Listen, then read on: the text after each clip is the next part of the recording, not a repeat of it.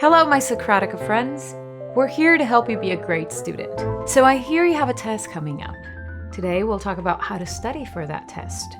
I know you might be feeling overwhelmed, but it's not something to panic about. The key is to study what you don't know. We'll break it down so you can do a little each day and not freak out. Rule number 1 for test prep is no cramming. Say it with me. No cramming. If you're really serious about being a great student, leaving all your studying for the last minute won't even make sense to you. It would mean you haven't done your job for weeks leading up to the test. So we're not even going to talk about that. Now, let's assume you have a test coming up in 2 weeks. You just finished covering the material in class. All along, you've been taking notes in class and reading your textbook, taking notes as you read. Those 2 sets of notes are going to help you so much when you prepare for your test. You may also have some homework assignments that you've completed that are relevant for this test. Step 1 is to gather all of that material together. You may already have a notebook with everything in one place. That's perfect. Step 2. If you're lucky, your instructor may have given you a list of topics to study for your upcoming test. Keep that list handy so you can check off the topics you cover during your review. If your teacher didn't prepare something like that for you, which is a giant gift, by the way, and not something you should take for granted, well, then we'll make our own list. To make a list of topics to study, we'll rely on what subjects you covered in class, the headings from your reading notes, and topics from your homework. We want to narrow down what you need to study as quickly as possible. For example, if you know that your test is on the American Civil War, now is not the time to memorize all the presidents in order. Now that you have your list of topics for the test, we need to narrow it down even further. You can't take the time to study everything. That would mean basically redoing all the work you've already done. That would be a huge waste of time, because the truth is, you probably already know quite a bit of the material, just from paying attention in class, reviewing your class notes, taking notes when you read your textbook, and from doing your homework. All of that time contributed to your studying for this test. Notice that I'm telling you to use your reading notes and not your textbook. This is part of the same idea of narrowing down what you need to study. When you prepare for a test, you should not be rereading everything in your textbook. That's way too inefficient. If you put in the effort taking good notes the first time you do your reading, that's it. You're finished with your textbook. And instead of, say, 40 pages of reading, you'll have 5 pages of notes to study. That's way better, way more efficient. You have your notes and a list of topics. You're all set, right? It gets better. The trick is finding out what you know and what you don't know. You don't want to spend any extra time restudying the material you already know. You want to take those few precious hours you have to spend and use them studying the material you don't know. How do we know what we don't know? Pre-testing. Wait a minute. Am I telling you to take a test before you take the test? Yes. This is the most powerful technique I have to share with you. If you really, truly use this technique, it will supercharge your studying. You will be virtually unstoppable. This is how you do it. Take a pretest, score it, and then only study the topics that you miss. Don't restudy the topics you got correct, even though you want to. Don't do it. You don't have time for that. First, we need to find ourselves a pretest. Once again, your instructor may have been incredibly generous and given you a practice test. Or there may be one at the end of your textbook chapter. But if not, you need to show some initiative and make one for yourself. You have all the tools you need to do this, between your class notes, your reading notes, and your homework assignments. You might be tempted to search online for a practice test, which is okay. But there is no guarantee that it will cover the same material in the same amount of depth as your specific class. I strongly recommend making your own. In your notes, you have all kinds of facts. Ideally, as part of reviewing your notes, you wrote yourself questions about these facts. If you haven't already done this, do it now.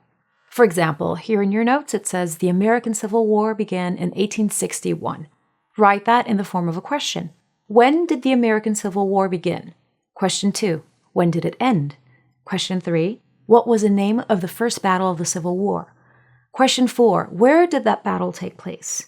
Question 5. How many casualties in that first battle, etc., etc. You get the idea. Turn all those facts into questions. Again, if your teacher gave you a practice test, you're ahead of the game, but it's still a great idea to test yourself with your notes using the turn the facts into a question trick. It's something great students do. Don't forget about your homework assignments. These are another source of practice questions. Every question you answered on your homework could appear on your test in some form, especially if your test is in a STEM subject, math and science. Your homework sets are a good source for the types of problems you need to be able to solve. Now take that pretest. Yes, before studying. We want to just get a baseline to see how much you know right now. Don't stress about it. Just take the questions as quickly as you can without agonizing over every one. You're trying to find out what material do you know for sure and what material do you still need to work on. Check your practice test against an answer key.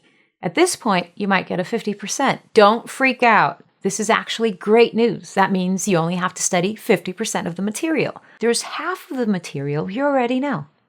The next step is to focus on the material you missed on that practice test.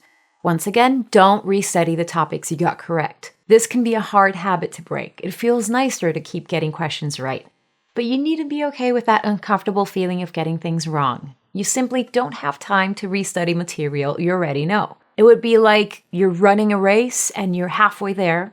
You don't turn around and rerun the first half of the race, do you? No, that would be crazy and you'd lose. You keep running forward towards the finish line. And that means focusing on the topics that remain. Let's take another look at our list of topics and put a check mark next to the ones we got correct on the pretest.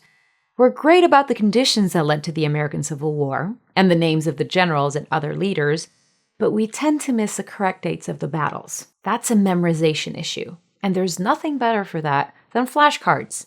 So we'll make flashcards for all those battles. What else did we miss? Here's one whole topic. The economic impact of the war that we just completely spaced on. Maybe you were sick that day and missed class, or you forgot to do your homework on that topic. So it's no wonder you missed those questions. Don't be sad looking at this list of topics you missed. It's actually great news because it means you don't have to study everything, just these specific topics. By the way, make sure you're taking breaks between all of these steps. It's no good trying to cram all your studying into one day. You really need to break up your studying into much smaller chunks, about 20 to 30 minutes max. After that, you need to take a little break, walk around, drink some water, practice the piano, do something totally different to rest your brain. After a good rest, make those flashcards.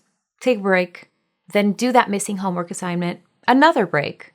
Reread your class notes on that topic you really flubbed on the practice test. Then take another break. Remember, you're not cramming. You're studying a little bit at a time each day leading up to the test. Write out a schedule for yourself, spreading it out over the 2 weeks leading up to the test. After you have studied the topics you missed on the first pretest, take another pretest. Not the whole thing, just the questions on the topics you missed the first time. If you have 2 completely different practice tests, that's great. But if not, it's perfectly okay to reuse your first pretest. After all, there are only so many ways you can ask for information, like how many people died in the American Civil War. It's 620,000, by the way. This time you should have done much better on those topics. At this point, maybe your score will be something closer to an 80 or 90%. And now it's up to you to decide. Do you have the time to devote to get an even higher score? I know some people feel like they have to get perfect scores on every test. That's an admirable goal, but you shouldn't devote all your time to studying for this one test. If it means you don't have time to do your reading for another class or your homework that's due tomorrow. You really do need to make some tough decisions sometimes about how to spend your time wisely. Personally, I know that if I'm getting under an 80%, there are some serious gaps in my knowledge. So I would do one more round of studying. Maybe this time I team up with a friend where we quiz each other on the specific material that we each need to study. What I need to study may not be the same as what my friend needs to study, so we have to swap pretests and make sure we're both getting what we need. This can work great if you have a like-minded friend who is also serious about being a great student.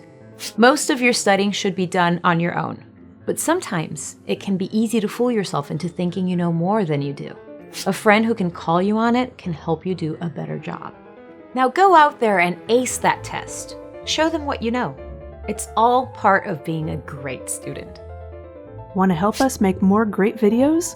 Join the Socratica team on Patreon.